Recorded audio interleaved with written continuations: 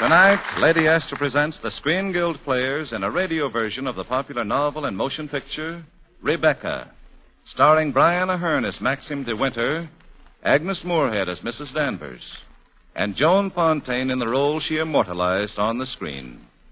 She tells our story.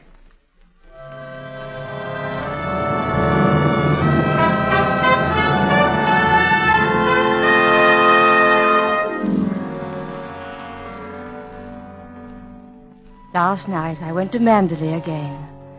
But even as I saw the iron gate, the winding drive, the great old house itself, I knew, as dreamers always do, it was just a dream. Mandalay was no more, and we can never go back. That much is certain. Yet sometimes in my secret thoughts, I do go back to the strange days of my life, which began for me in the south of France. I was very young and very poor, and because I had no family of my own, I had taken employment as the paid companion of a rich old lady. That's how I happened to be in Monte Carlo. That's how I happened to meet Maxim de Winter. I was walking along the cliffs one day above the sea.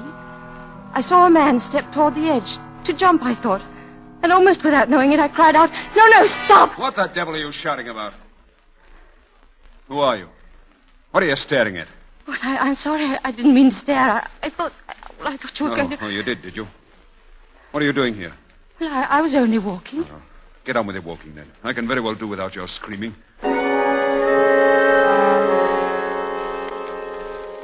That afternoon, they told me who he was.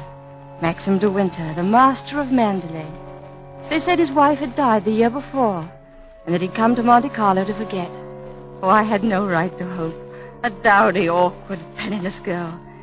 But when he spoke to me next day and apologized and asked to go along and watch me sketch, my heart leaped up into my throat and choked the frightened no I might have said. We saw a great deal of each other after that. He was all generosity and charm. We danced and talked, and then one night we walked along the sea. A very lovely night. The air like wine. You're very quiet this evening. I was thinking, I wish there could be an invention that bottled up memories like scent, and then I could uncork the bottle and live the memory all over again. Sometimes the memory might grow stale. Or horrible. Stop biting your nails. Oh, I wish I were a woman of 36, dressed in black satin with a string of pearls. You wouldn't be here with me if you were. Yeah, good heavens, what brought that on? Here, now. Blow your nose. I'm sorry, Mr. De Winter. Don't call me Mr. De Winter.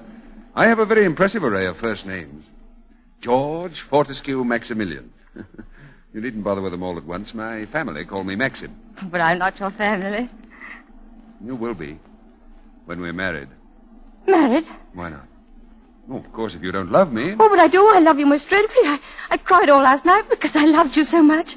Bless you for that. Oh, but you don't understand. I don't belong in your sort of world. And what is my sort of world? Well, Mandalay and... Oh, you know what I mean. Suppose you let me be the judge of that. Only you'll have to promise me one thing. What? Promise me you'll never wear black satin and pearls, and that you'll never be 36 years old.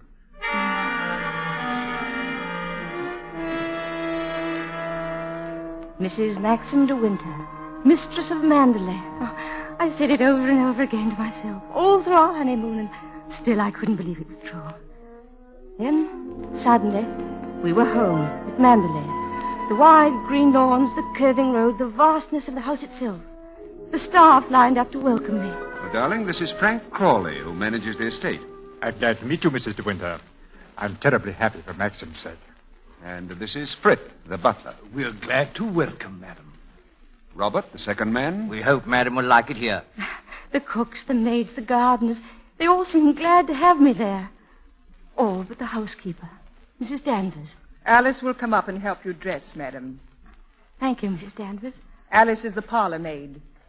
She'll look after you till your own maid arrives. Oh, but I haven't any maid. I'm sure Alice will do very nicely. I'm afraid not, madam. It's usual for ladies in your position to have a personal maid. Well, if you think so. Mrs. Danvers, I do hope we'll be friends. This sort of life is new to me, and I'll rely on you.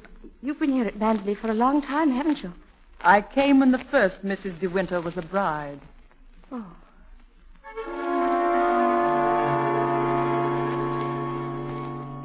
Mrs. De Winter. The first Mrs. De Winter. Sometimes through the days that followed, it seemed that she was Maxim's wife, not I. In every room there was some little sign of her. A glove and a dress book or correspondence paper with her name engraved on it. Rebecca. That was her name. I learned to know it very well. And if I once forgot and tried to make myself the mistress of my home, Danvers was always at my side. If I wanted a fire in the drawing room, Mrs. De Winter never lit the fire in here till afternoon. or if I spoke of going for a stroll, Mrs. De Winter always instructed the gardeners after lunch. or if I left a salad to the cook. Mrs. De Winter was most particular about salads, madam. No matter where I turned, Rebecca had been there before, was still there in a sense to mock my helplessness. Not only in the house itself, but outside too. The day I walked along the beach and came upon a lovely cottage in the cove. Her cottage, I soon found out. Her books, her robes, her cigarettes, her monogram on everything. I closed the door and raced back blindly toward the house. And suddenly, Maxim was standing in my way. Where have you been? Walking along the beach. The cottage? Why, yes. Did you go inside? Maxim, the door was open and I... Don't ever go there again. You hear? Maxim, I hate the place. If you had my memories, you wouldn't go there or talk about it or make me think about it. Oh, Maxim, what is No, it? nothing. Forget it, my dear. Just forget all about it.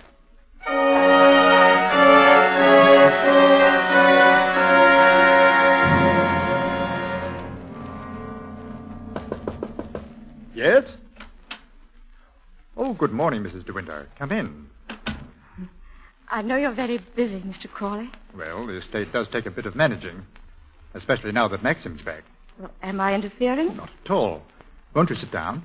Thank you. Well, I was down at the cottage on the beach the other day. Oh, were you?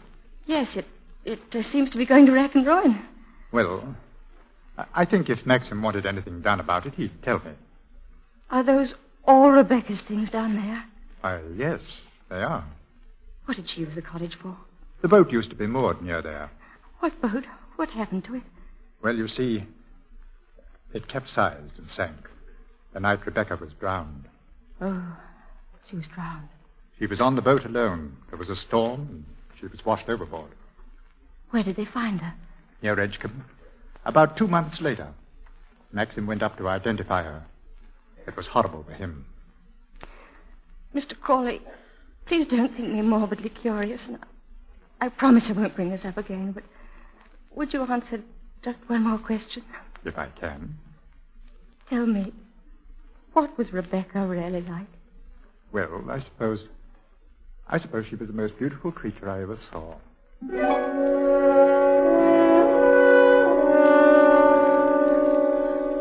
She'd been beautiful, very beautiful, and Maxim still loved her.